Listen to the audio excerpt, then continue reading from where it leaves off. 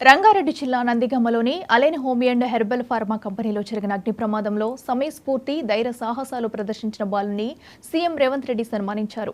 అగ్ని ప్రమాదం సమయంలో విద్యార్థి సాయి చరణ్ ప్రదర్శించిన తెగింపు, ధైర్య సాహసాల గురించి తెలుసుకున్న సీఎం రేవంత్ రెడ్డి పిల్లాడి కుటుంబాన్ని తన నివాసానికి పిలిపించుకుని మరీ అభినందించారు. బాలుడి సాహసాన్ని మెచ్చుకున్న రేవంత్ రెడ్డి శాలువతో సన్మానించారు. మంచి భవిష్యత్తు ఉండాలని ఆకాంక్షించారు. సాయి చరణ్ చూపించిన తెగువ ఎంతో మంది యువతకు స్ఫూర్తి అని రేవంత్ రెడ్డి అభిప్రాయపడ్డారు.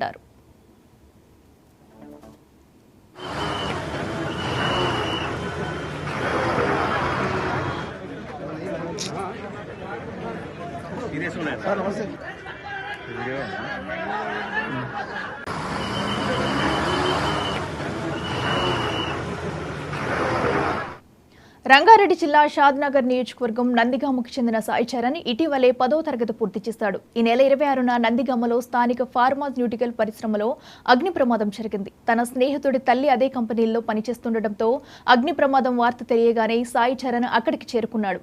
అప్పటికే చాలా మంది కార్మికులు బయటికి వచ్చేయగా మరో 50 మంది వరకు చిక్కుకుపోయారు. కాపాడని అంటూ అరుస్తున్న వారి అర్ధనాదాలు విన్న సాయి చరణ్ అగ్నిమాపక సిబ్బందికి సాయం చేశాడు.